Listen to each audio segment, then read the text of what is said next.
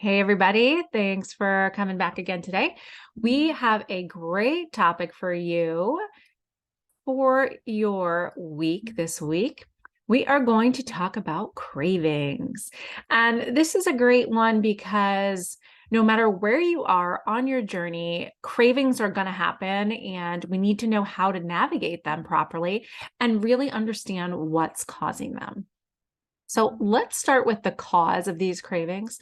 There are 8 causes of cravings, pretty much, and I'm going to go through them one at a time. So the first one is lack of what I like to call primary food. And if you haven't coached with me before, primary food are the things off the plate that contribute to your wellness. And I'm calling them primary food because those really are the things that affect your life. So being dissatisfied with a relationship or having an inappropriate exercise routine, too much, too little, or the wrong kind, being bored, stressed, uninspired by a job, lacking spiritual practice can all cause emotional eating. And that is one thing that we do often that we don't even realize that we're doing.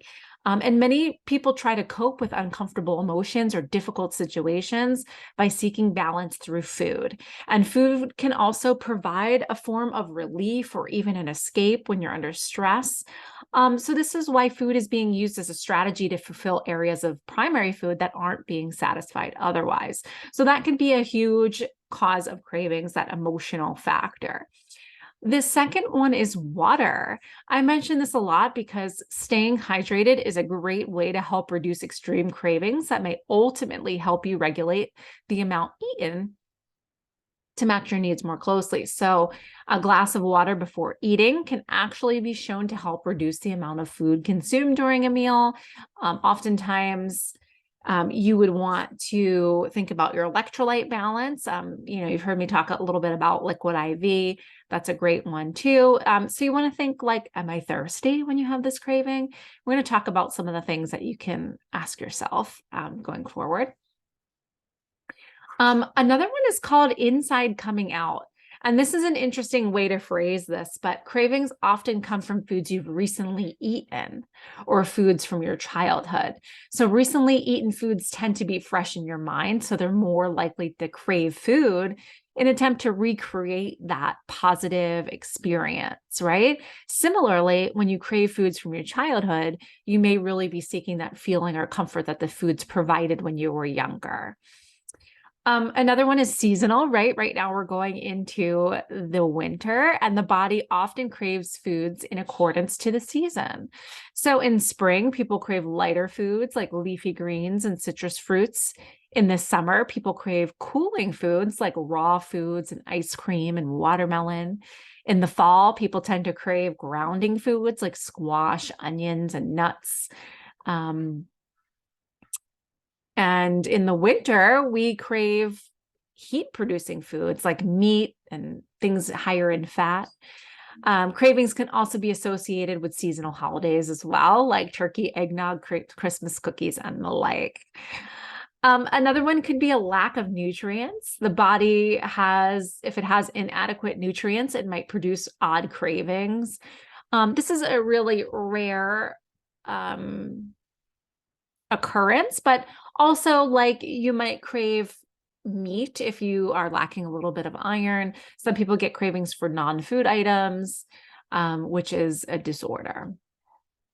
Another thing is hormonal. We've all been there when women experience menstruation, pregnancy, menopause, fluctuating estrogen. It can cause unique cravings. Also, stress has been shown to alter hormones and promote cravings as well. And, sometimes it's just a little bit of de-evolution. In any big change that you make, dietary or otherwise, it isn't going to happen overnight. And sometimes you may revert back to old habits because they're familiar, or you're not totally ready to let go of them. If that happens, you can just remember to be patient with yourself, take a step back and recognize that even if you got your diet off track, you don't have to throw in the towel. You don't have to keep going down that road. It's often just part of the process of changing your diet. So let's talk quickly about how to navigate these cravings when you have them. What can you do? We talked about the causes for them, cravings for particular foods and flavors, and that can make navigating them tricky.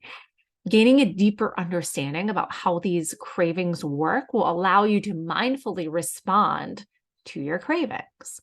So, the first thing that you want to do when you're navigating a craving is acknowledge it, right? And then explore the origin of the craving with non judgmental curiosity, and then proceed from a place of empowerment. So whether you choose to move forward with fulfilling with that particular craving or explore another option to nourish yourself, the point is that you can make an educated, empowered decision that works for you. So, I mean, a craving could be a message from your body that it's seeking a particular food to promote health and well-being. So you don't want to completely ignore it. Being aware of the different factors that can contribute to your cravings can help you explore what's best for you. So let's talk about acknowledging them, right? The first thing you want to do when a craving arises is acknowledge them and give it space. Ignoring cravings, we know, often makes them seem stronger and more powerful. When you make a food you want off limits, it's usually like has the opposite effect, right? And we want to have it all the time. So rather than leading you to forget that off limit food, you end up preoccupied and less equipped to control yourself around that food. So in this case, mindfully acknowledging and fulfilling the craving may become more productive than actively trying to avoid it. The simple act of acknowledging this craving can help reduce its power and allow you to disassociate from it if needed. Explore the origin of your craving with non-judgmental curiosity. Ask yourself a few questions. Is this craving occurring alongside a particular emotion or physical feeling? You always want to ask yourself that question. That can go with, emotional eating.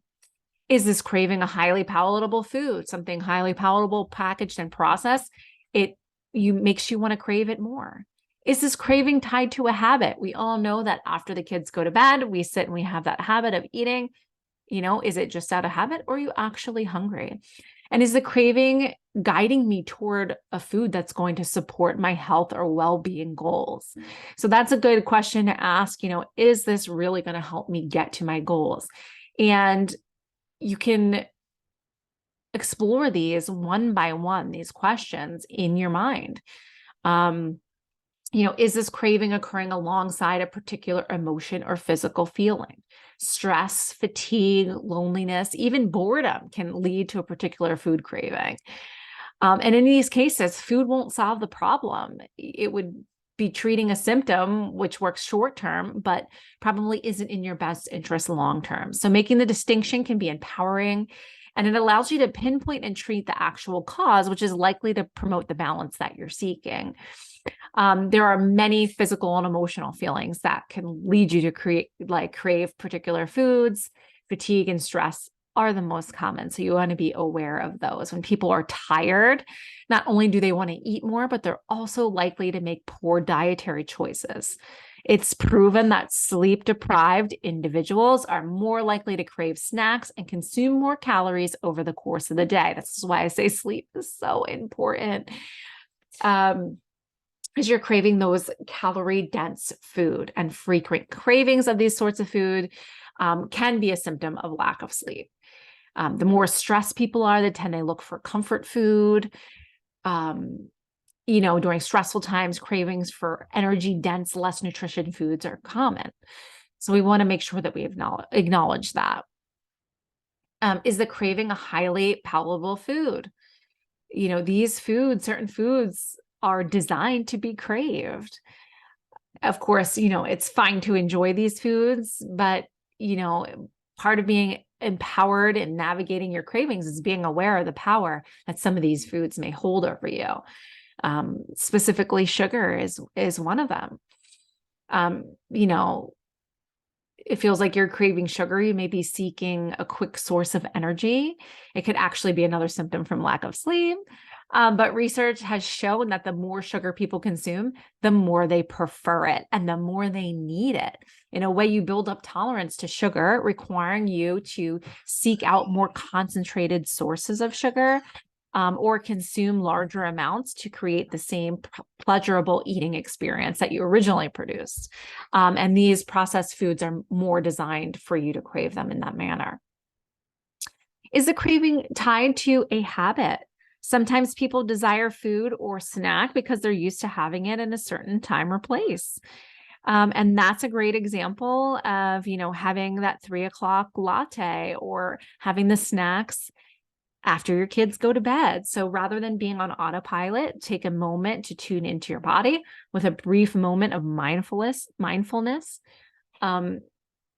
It may be able to help you distinguish between the cravings, something out of habit, or if you're actually hungry, and, make that distinguish answer for yourself. Is this craving guiding me towards a food that will support my health or well-being?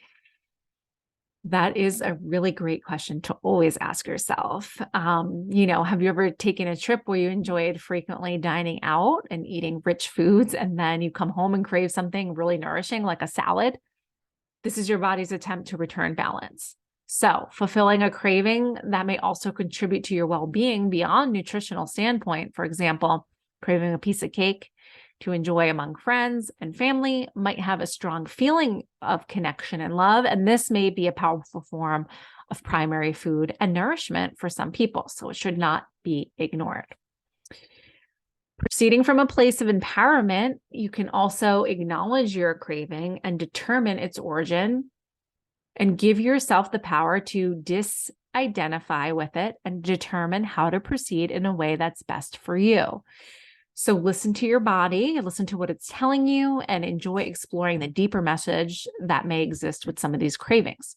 Rather than feeling controlled by them, the empowered approach allows you to be cautious and curious and seeking out the best choices for you at the time. We're always changing, so it's always going to be a different answer. So consider cravings as a yardstick to determine if things are out of balance. If you crave something more nourishing, that, you might be out of balance. You might be craving something in your personal life. It's all over the map. So these are the questions that you really want to ask yourself going forward when you have a craving, is to figure out where it's coming from so that you can understand yourself better, you can understand your body better, and it's easy to eat more healthfully and mindfully when you can really understand what's going on with your body. So that's a wrap for today. I don't want to throw too much at you at once. Thanks for tuning in. If you have any questions, I will see you in the Slack chat. Bye for now.